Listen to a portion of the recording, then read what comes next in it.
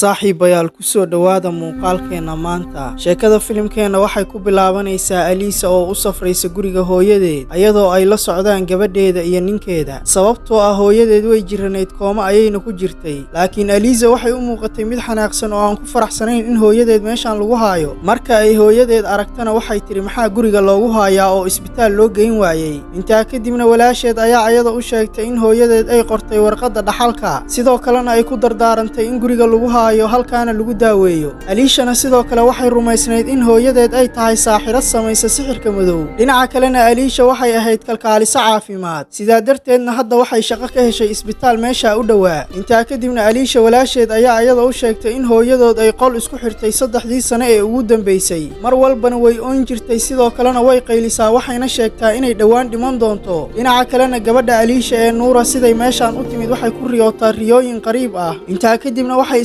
ayadoo ku jirta qolka ayeeyadeed dhinaceeda ayayna ka soo toostay. Intaa dabadeedna Nuura indhaha ayay kala furtay. Subaxdaana Nuura markay soo toostay waxay aragtay ay gurigooda yimi. Intaa kadibna qol meesha ku yaala ayuu galay. Gabadhiina waxay meesha ku aragtay makiinada harqaanka lagu tolo. Sidoo kalena meesha waxay ka heshay katiin. Intaa kadibna intay katiinka fiirinaysa gabadhii ay riyada ku aragtay ayaa gadaasheeda soo istaagtay. Markay soo jeesatayna waxba way arki weysay. Sidoo kalena waxay aragtay harqaankii oo keligii shaqaynaya. Intaa kadibna Aliisha markeedii ugu horeysay gabadheeda ayay geysay iskoolka. Kadibna waxay aaday isbitaalka. Halka ninkeedana uu keligii guriga joogay. Wuxuuna ahaa koronto yaqaan sidoo kalena wuxuu hagaajinayay korontada guriga. Haddana wuxuu aaday qolkii ay yaaleen alaabta loo isticmaalo sixirka madow. Sidoo kalena wuxuu meesha ka ogaaday in Aliisha hooyadeed ay ahayd saaxirad samaysa sixirka madow. Markuu ayada u tagayna waxay kala furtay mid ka mida indhaheeda. Arrintaana Aliisha ninkeeda way baqdin gelisay kadibna qolka ayuu isaga baxay. Maalintii xigtana qareenka ayaa gurigooda yimi sidoo kalena wuxuu akhriyay warqadaha hantida. Halkaana waxaan ka ogaanaynaa in Aliisha hooyadeed hantideedii dhan ay ku qortay Nuura. Qof kastana aad buu ula yaabay markuu arrintaa maqlay. Sidoo kalena Aliisha walaasheed kamaysan helin sida loo qaybiyay dhaxalka. Intaa kadibna Nuura waxay u tagtay ayeeyadeed waxayna bilowday inay la hadasho ayada. Intaysan u jawaabin ka horna Nuura aabaheed ayaa meesha yimi. Kadibna goobta ayuu ka kaxeeyay ayada. Haddana qareenka adeerkii ayaa meesha yimi. Aliishana wuxuu u sheegay in hooyadeed aysan qof xun ahayn, laakiin geerida ninkeeda kadib ay xoogaa yara waalatay.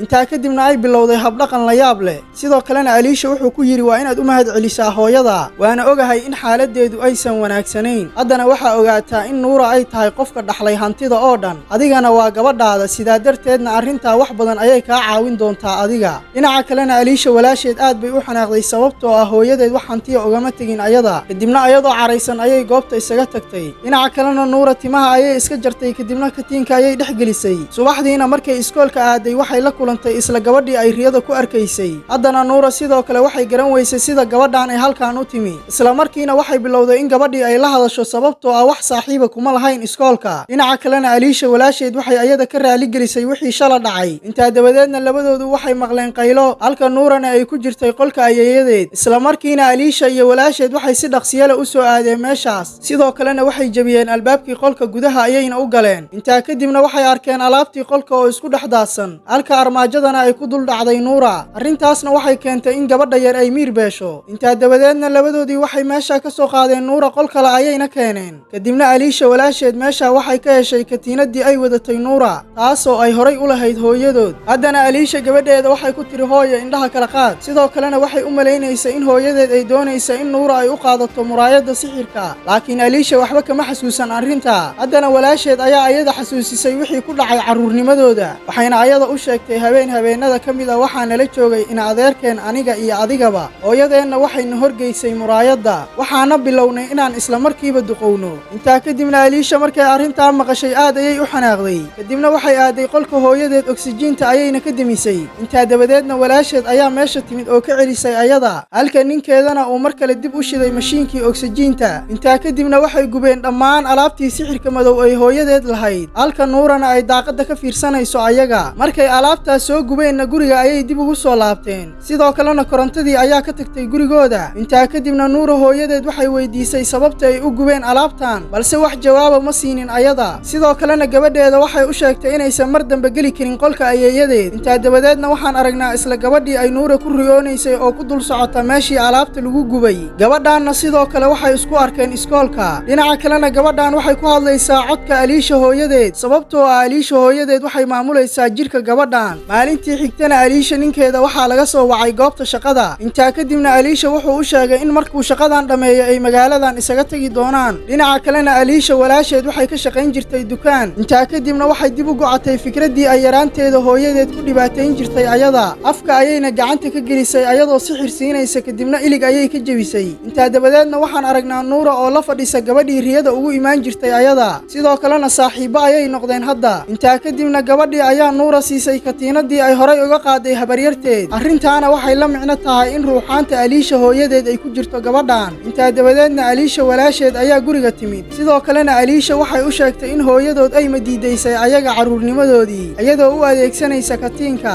sidoo kalena hadda waxay doonaysaa in sidaasoo kale ay Nuura ku samayso. intaa kadibna labadoodii markii ay katiinadii raadiyeen way waayeen. maalintii xigtana Nuura markay iskoolka joogtay gabar ayaa bilowday inay wax ka sheegto qoyskeeda. arrintaana Nuura aad bay uga carootay. intaa kadibna waxay si xun u garaacday gabadhii. arrintaa oo sababtay in dhowr maalmood iskoolka laga ciiriyo ayada. haddana gebi ahaanba dhaqankeedii wuu isbedelay. maalin maalmaha ka mid ahna Nuura waxay ku caajistay gurigeeda. intaa dabadeedna aabbaheed waxay ka codsatay inay aado bannaanka. aabbihiina wuxuu ka aqbalay arrintaas. kadibna waxay horay u sii raacday gabadhii ay saaxiibada ahaayeen. dhinaca kalena Aliisha hooyadeed ruuxaanteeda ayaa meesha timid markay Aliisha walaasheed ka soo laabatay dukaanka. intaa kadibna waxay aragtay Nuura iyo gabadhii kale oo ku hadlayo codka hooyadeed. intaa dabadeedna ruuxaantu waxay ayada u sheegtay in beerta bannaanka ku taalla ay ka raadiso katiinka. sidoo kalena Aliisha walaasheed ilaa yaraanteedii ayay hooyadeed ka baqi jirtay, waana sababta ay u dhagaysanayso hadda. intaa kadibna god weyn ayay meesha ka qoday. kadibna Nuura ayaa ayada tustay katiinkii. sidoo kalena waxay ku tiri yaa raadinaysaa. Aliisha walaasheedna markay arrintan aragtay aad bay u xanaaqday, isla markiina waxay weerartay gabadhii. balse Nuura ayaa iyada la dhacday badeel. si lama filaan ahna gabadhii kale waxay isku bedeshay Aliisha hooyadeed. halkaas ayayna ku soo afjartay gabadheeda kadibna godkaas ayay ku aastay. dhinaca kalena Aliisha iyo ninkeeda waxay ka walwalsanaayeen Nuura sababtoo ah weli kumaysan soo laaban guriga. haddana Nuura markay guriga timid waxay aaday qolka ayeeydeed iyadoo ay la socoto gabadhii kale. gabadhii kalena ayeeyada waxay u sheegtay in Nuura ay diyaar u tahay wax walba inay samayso. arrintaana waxay la micno tahay in kaliya ay eegayso indhaha ayeeydeed. laakiin Nuura xoogaa waxay ka yara baqaysa ayeeydeed sababtoo ah waxay dishay habaryarteed. intaa kadibna Aliisha hooyadeed indhaha ayay kala qaaday. kadibna jin aad u cabsi badan ayaa ka soo baxay ayada. haddana waxyaabihii madoobaa wejiga Nuura ayay fuuleen. kadibna afka ayay ka galeen isla markiina si buuxda ayay isku bedeshay. dhinaca kalena Aliisha waxay bilowday inay raadiso walaasheed balse waxba ma aysan helin. intaa kadibna waxay tagtay gurigeeda. sidoo kalena waxay meesha ku aragtay ay ku wareegaya meeshii lagu aasay ayada. intaa dabadeedna Nuura ayaa u tagtay aygii meesha ayayna ka ceyrisay. arrintaana markay ayada samaynaysa waxaa ayada aragtay Aliisha. Nuurana sidoo kale waxay u dhaqmaysay si la yaab leh. laakiin ilaa iyo hadda Aliisha waxba kamaysan fahmin xaaladda gabadheeda. intaa kadibna Aliisha iyo ninkeeda waxay isku raaceen saldhigga booliska si ay booliska ugu wargeliso in walaasheed la la'yahay. intaa dabadeedna gabadha yar waxay aaday guriga habaryarteed. kadibna meesha waxay ku dishay aygii xabaasha ku dul wareegayay. intaa kadibna waxay ku soo laabatay qolka ayeeydeed. kadibna waxay furtay armaajada waxayna meesha ka heshay bokis yar. sanduuqaana waxaa ku jiray 3 katiinadood. katiinadihii markay furtana waxay meesha ka heshay ilig iyo far go'an. intaa kadibna Nuura waxay demisay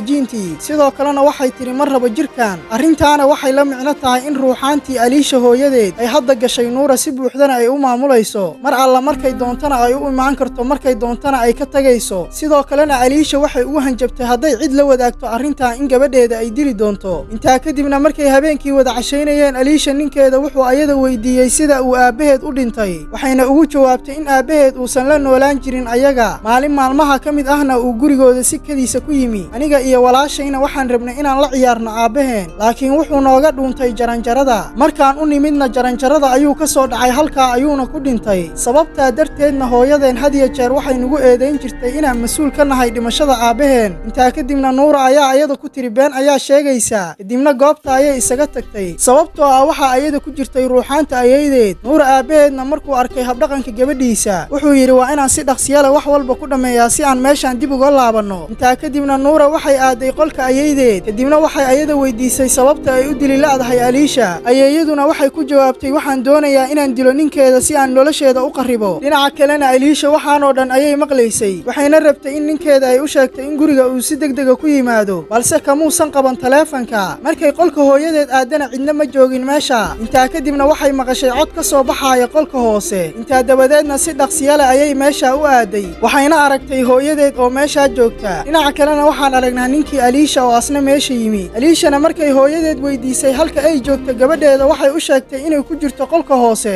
sidoo kalena waxaan halkan ka ogaanaynaa sida uu u dhintay Aliisha aabaheed abahaantiina asagoo Aliisha raadinaya ayuu jaranjarada ku simbiri dhaxday arrintaana waxay keentay in madax geesa leh oo meesha yaalla uu qoorta ka galo asaga halkaasna uu ku dhinto arrintaa darteedna hooyadu ilmaheeda cadaawad ayay u qaaday ayadoo u malaynaysa in Aliisha ay mas'uul ka tahay dhimashada ninkeeda haddana sheekadeenu waxay ku soo laabanaysaa waqti xaadirkan markaasoo ay gabadheedu sariirta saaran tahay halka hooyadeedna ay sariirta hoosteeda uga soo baxday ayada kadibna ay ceejisay isla markiina ninkeeda ayaa meesha yimid oo badbaadiyey ayada haddana Aliisha hooyadeed aad bay u xoog badnayd waana sababta uu ninkeeda uu gacanta uga jaray ayada laakiin isla markiiba waxay weerartay asaga kadibna wuu garaacay isla waqtigaana Nuura ayaa gadaal ka soo weerartay aabaheed sababtoo ah ayeeyadeed ayaa madiidaysay ayada dagaal adag kadibna aabuhu gabadhiisa wuxuu ka tuuray dabaqa markuu ogaaday qofka uu tuuray inay gabadhiisa tahana aad buu uga walwalay intaa kadibna Aliisha waxay ogaatay in hooyadeed ay nooshahay halka Nuurana ay sidoo kale nooshahay intaa dabadeedna muuqaalkeena xiga waxaan aragnaa Aliisha hooyadeed oo isbitaalka joogta kadibna Nuura ayaa u timid ayada waxayna ku tiri waa inaad ka tagtaa adduunka kadibna oksijiintii ayay ka siibtay gabadha yarna sidoo kale awowgeed ayaa gadaasheeda taagnaa kaasoo isla markiiba isku bedelay jinni qariib ah intaa kadibna Aliisha hooyadeed waxay bilowday inay ceejiso Nuura intaa dabadeedna Nuura way soo kacday waxayna ogaatay in arrintan oo dhan ay riyo un ahayd intaa kadibna waalidiinteed waxay u sheegtay inay aad u jeceshahay ayaga